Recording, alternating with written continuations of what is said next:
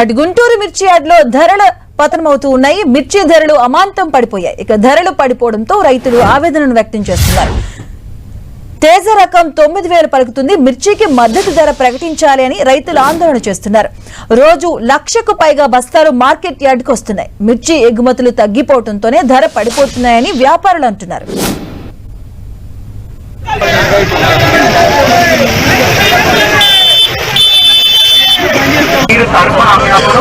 రేపొద్దున ఏదన్నా ఆర్థిక సహాయం ప్రభుత్వం ప్రకటించిన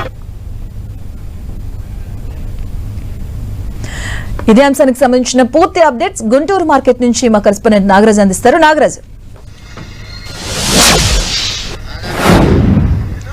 మాధవి గత కొద్ది రోజులుగా గురించి బాడీ రకం కానీ లేదంటే తేజ రకం కానీ మిర్చి ధరలు కూడా దాదాపుగా పూర్తిగా పతనం అవుతున్న పరిస్థితి ఉంది.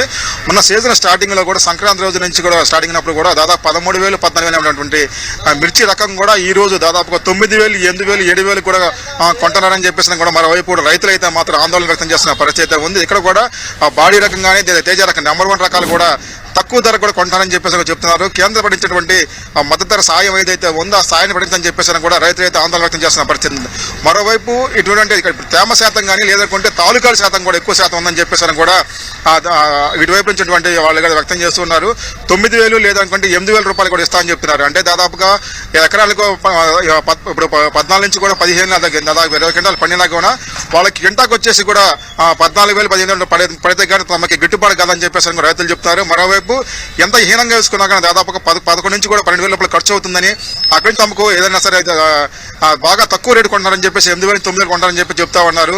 అయితే తేమ శాతం లెక్కించేందుకు కూడా తగిన పరికరాలు లేవు, లేదనుకుంటే తాలూకాలు లేవు అని చెప్పి చెప్తున్నారు. మరోవైపు వ్యాపారస్తులు కూడా ఇతర దేశాలకు ఎగుమతి కూడా లేవని చెప్తున్నారు. ఎగుమతి లేని కారణంగా కూడా మేము కొంటలేమని చెప్తున్నారు. అయితే రైతులు ఏదో మాత్రం దాదాపుగా మేము సంవత్సరం నుంచి పండించినటువంటి పంటకు కూడా కనీసం కూడా ప్రభుత్వం కూడా దీని మీద చర్యలు తీసుకోవాలని, చర్యలు తీసుకోకపోతే మాత్రం ఆందోళన చేస్తామని చెప్పేసి రైతులు చెప్తున్న పరిస్థితి ఉంది. కనీసం మద్దతు ధర అంటే దాదాపుగా 11,000 నుంచి 500 నుంచి కూడా 12,000 దాకా కొనాలని చెప్పేసి లేదా ప్రభుత్వం దీని మీద సహాయం చేయాలని చెప్పేసి కూడా రైతు అయితే మాత్రం చెబుతున్న పరిస్థితి ఉంది. అంటే ఎగుమతుల గతంతో పోల్చుకుంటే దాదాపుగా 2 years బ్యాక్ కూడా 23,000 రూపాయలు కూడా పండింది. నాగరాజ్, అంటే ఇంత పెద్ద భారీ మొత్తంలో ధర తగ్గిపోవడానికి రీజన్ ఏం చెప్తున్నారు? అలాగే రైతుల నుంచి వస్తున్నటువంటి విజ్ఞప్తులకు అధికారులు ఏమంటున్నారు?